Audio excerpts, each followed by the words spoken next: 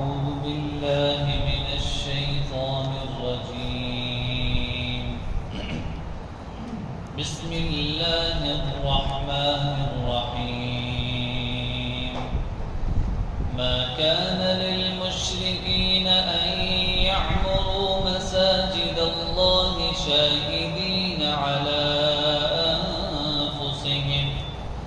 شاهدين على أنفسهم بالكفر أولئك حبطت أعمالهم وفي النار هم خالدون. إنما يعمر مساجد الله من آمن بالله واليوم الآخر وأقام الصلاة وآتى الزكاة ولم يخش إلا الله فعسى أولئك أن يكونوا من المهتدين. أجعلتم سقاية الحاج وعمارة المسجد الحرام كمن آمن بالله واليوم الآخر وجاهد في سبيل الله لا يستوون عند الله والله لا يهدي القوم الظالمين. صدق اللہ العظیم. سورہ توبہ کی آیت نمبر 16 سے لے کر 18 تک کی تلاوت کی گئی ہے. ان آیات میں بنیادی طور پہ اللہ رب العزت نے مشرکین اور مومنین کے درمیان مسجد کی خدمت اور اس کو آباد کرنے کے اعتبار سے فرق کو بیان کیا ہے. حضرت عبداللہ بن عباس رضی اللہ عنہ کی ایک روایت ہے. وہ فرماتے ہیں کہ اسلام کا جب سب سے پہلا غزوہ بدر ہوا تو اس کے بعد کچھ لوگ قیدی ہوئے. ان میں حضرت عباس بن عبد المطلب بھی تھے رضی اللہ عنہ. تو کفار نے ان پر اس بات کی ان کو آر دلائی کہ آپ نے قطع رحمی کی ہے, آپ نے آپ صلی اللہ علیہ وسلم کو ان کے آبائی علاقے مکے سے نکال دیا ہے, تو آپ کیسے ہیں؟ تو اس وقت اس مجلس میں حضرت علی رضی اللہ عنہ بھی موجود تھے. انہوں نے کچھ کلمات کہے تو آگے سے حضرت عباس رضی اللہ عنہ نے اس وقت چونکہ اسلام میں داخل نہیں ہوئے تھے یہ فرمایا کہ ہم لوگ باوجود اس کے کہ اسلام میں داخل نہیں ہیں لیکن ہم تو مکہ کی خدمت کرتے ہیں, اور جاج کرام آتے ہیں ان کو پانی پلاتے ہیں, ہم کعبہ کی دربانی کرتے ہیں. اس موقع پہ حضرت علی رضی اللہ عنہ نے فرمایا کہ آپ یہ کیسے ہو سکتا ہے, آپ کیسے خدمت کرتے ہیں؟ کہ یہ سارے وہ کام ہیں جو خدمت کے ہیں, تو یہ خدمت کرنے کے لیے اسلام میں داخل ہونا ایمان لانا ضروری تو نہیں ہے, ہم بھی تو خدمت کرتے ہیں. تو اس موقع پہ قرآن پاک کی یہ آیات نازل ہوئیں. ما کان للمشرکین, مشرکوں کے لیے نہیں ہے ان یعمروا مساجد اللہ, کہ وہ مسجدوں کو آباد کریں, شاہدین علی انفسہم بالکفر, اس کے باوجود کہ وہ خود کفر کو تسلیم کر چکے ہیں. اولئک حبطت اعمالہم, ان کے اعمال غارت ہو گئے, ختم ہو گئے. وفی النار ہم خالدون, اور یہ ہمیشہ کے لیے جہنم میں ہوں گے. اگلی آیت میں پھر اللہ رب العزت نے فرمایا کہ جو مسجدوں کو آباد کرنا اور مسجدوں کی خدمت کرنا اور مسجد میں عمل کرنا یہ ایمان والوں کی نشانی ہے. جیسے حضرت ابو سعید خدری رضی اللہ عنہ کی ایک روایت ہے, وہ فرماتے ہیں کہ آپ صلی اللہ علیہ وسلم نے فرمایا جس کا مفہوم ہے کہ جس کو مسجد میں کثرت سے آتا جاتا دیکھو اس کے ایماندار ہونے کی گواہی دو.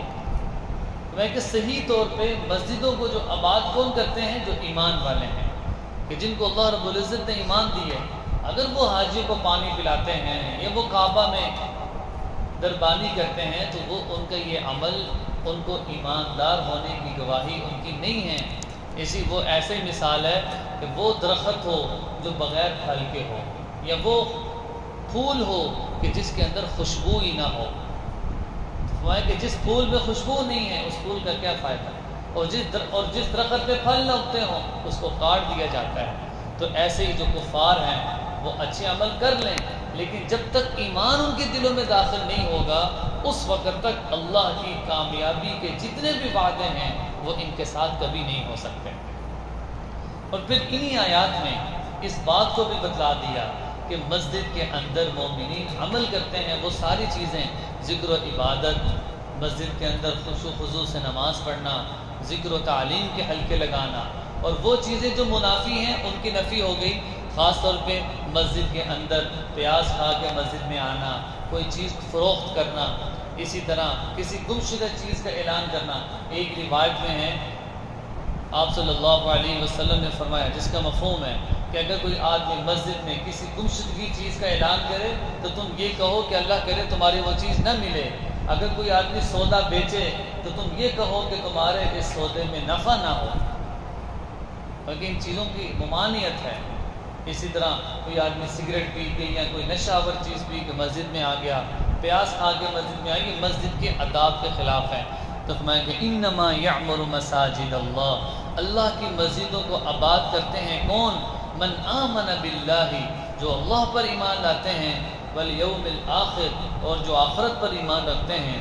اور دو چیزیں خاص طور پہ ایمان والوں کی ذکر کی، وہ کیا؟ وَأَقَامَ الصَّلَاةَ، وہ نماز کو قائم کرتے ہیں، وَآتَى الزَّكَاةَ، اور وہ زکوٰۃ بھی دیتے ہیں۔ گویا کہ ایک مالی عبادت کا ذکر کر دیا اور ایک بدنی عبادت کا۔ نماز بدنی عبادت ہے، جب یہ کھڑا ہوتا ہے اپنے آپ کو تھکاتا ہے، پورا جسم اس کا رکوع اور سجدے میں مصروف ہوتا ہے۔ اور مالی عبادت یہ زکوٰۃ ہے کہ یہ اللہ کے دیے ہوئے مال میں سے اللہ کے راستے میں خرچ کرتا ہے۔ وَلَمْ يَخْشَ إِلَّا اللَّهُ، جو مومنین ہیں ان کو صرف کس کا ڈر رہتا ہے؟ اللہ کا۔ أُولَٰئِكَ أَن يَكُونُوا مِنَ الْمُهْتَدِينَ، ہے کہ یہی وہ لوگ ہیں جو حقیقت میں ہدایت یافتہ ہیں۔ اگلی آیت میں فرمایا اجعلتم سقایۃ الحاج، ان کا جو کہنا ہے کہ ہم تو حاجیوں کو پانی پلاتے ہیں، ہم تو مسجد الحرام کو آباد کرتے ہیں، تو اللہ فرما رہے ہیں کہ یہ بتاؤ کہ ایک طرف ایک بندہ جہاد فی سبیل اللہ میں مصروف ہو اور وہ ایمان اور عمل والا ہو، اور دوسری طرف وہ بندہ ہے کہ جو ایمان میں داخل ہی نہیں ہوا، صرف حاجیوں کو پانی پلاتا ہے، کیا یہ دونوں کبھی برابر ہو سکتے ہیں؟ جو ایمان والا ہے اور بغیر ایمان والا یہ کبھی برابر نہیں ہو سکتے۔ تو اس آیت میں اللہ نے فرمایا اجعلتم سقایۃ الحاج، کیا تم حاجیوں کو پانی پلاتے ہو، وعمارۃ المسجد الحرام، کیا تمہاری مسجد حرام کی وہاں پر پھرنا، کمن آمن باللہ، کیا یہ اس شخص کی طرح ہو سکتا ہے؟ من آمن باللہ، جو اللہ پر ایمان رکھتا ہے، والیوم الآخر، اور آخرت پر یقین رکھتا ہے، وجاہد فی سبیل اللہ، اور اللہ کی راہ میں جہاد کرتا ہے، کیا یہ دونوں برابر ہو سکتے ہیں؟ نہیں، لیکن لا یستوون عند اللہ، یہ اللہ کے نزدیک برابر نہیں ہیں۔ واللہ لا یہدی القوم الظالمین، اور اللہ ظالموں کو کبھی ہدایت نہیں دیتے۔ اگلی آیت میں حضرت عبداللہ بن عباس رضی اللہ عنہ کی روایت ہے کہ جس وقت کفار کے تکلیفوں سے تنگ آ کر اللہ رب العزت نے مسلمانوں کو یہ حکم دیا تھا کہ آپ ہجرت کرنے کدھر؟ مدینہ کی طرف، تو اس وقت کچھ مسلمان ایسے تھے کہ جن کے رشتہ داروں نے ان کو روک لیا کہ بھئی تم کدھر جا رہے ہو، تمہارا مکان ادھر ہے، تمہاری بیویاں ادھر ہیں، تمہارے رشتہ دار ادھر ہیں، تمہارا سارا کچھ، تم یہ کیسے ساری چیزیں چھوڑ کر جا رہے ہو؟ تو چونکہ وہ لوگ اسلام میں داخل نہیں ہوئے تھے، تو اللہ فرماتے کہ جن لوگوں نے ایمان کے مقابلے میں کفر کو ترجیح دی ہے تو اللہ رب العزت ان سے راضی نہیں ہو سکتے، کیونکہ انہوں نے ترجیح دی ہے کفر کو، جبکہ ایمان لانا اور اللہ کا حکم ہجرت کرنا وہ ہے کہ اللہ کے سامنے اللہ کے حکم کو ماننے جیسا ہے۔ تو اس آیت میں اللہ نے فرمایا الذین آمنوا، جو لوگ ایمان لائے، وہاجروا، اور انہوں نے ہجرت کی، وجاہدوا فی سبیل اللہ باموالہم وانفسہم، اپنے مال و جان کے ساتھ اللہ کے راستے میں جہاد کیا، اعظم درجۃ عند اللہ، اللہ کے ہاں ان کا بڑا مرتبہ ہے، وَأُولَٰئِكَ هُمُ الْفَائِزُونَ، اور اللہ ان کو ضرور کامیاب کریں گے۔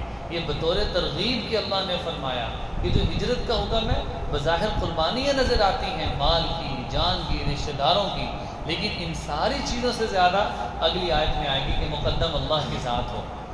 تو فرمائیں گے خالدین فیہا، یہ اس میں ہمیشہ رہیں گے جنت میں، ان اللہ عندہ اجر عظیم، اور اللہ کے ہاں ان کا بہت بڑا اجر ہے۔ اگلی 2 آیات میں اللہ رب العزت نے اس بات کو واضح کیا کہ ایک حقیقی مسلمان اور مومن، اس کے دل کے اندر سب سے زیادہ اللہ اور اس کے رسول کی اطاعت کا جذبہ ہوتا ہے، اس سے زیادہ کوئی چیز اس کے دل میں نہیں ہو سکتی۔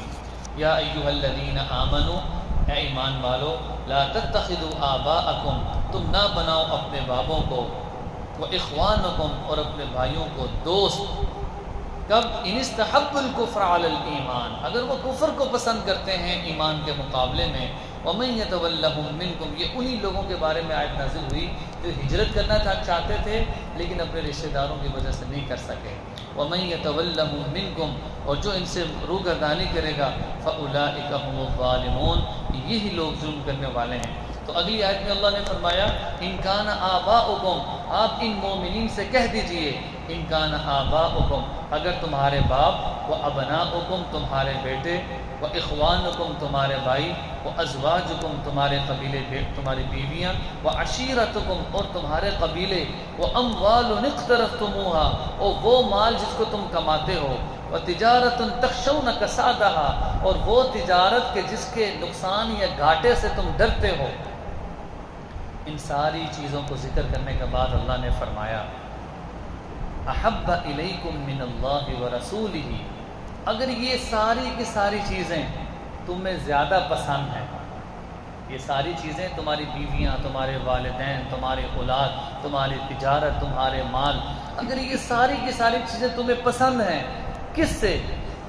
احب الی من اللہ ورسولہ، اللہ اور اس کے رسول سے، وجہاد فی سبیلہ، اور اللہ کے راستے میں جہاد کرنے سے، تو فتربصوا، تم انتظار کرو، تم ٹھہرو۔ جب کوئی آدمی کہتا ہے نا کہ تمہیں یہ چیز پسند نہیں ہے تو پھر تو اللہ فرما رہے ہیں فتربصوا، پھر تم انتظار کرتے رہو، حتی یأتی اللہ بامری، یہاں تک کہ پھر اللہ کا امر آ جائے گا، اللہ کا عذاب آئے گا۔ واللہ لا یہدی القوم الفاسقین، اللہ تعالیٰ کبھی فاسقوں کو ہدایت نہیں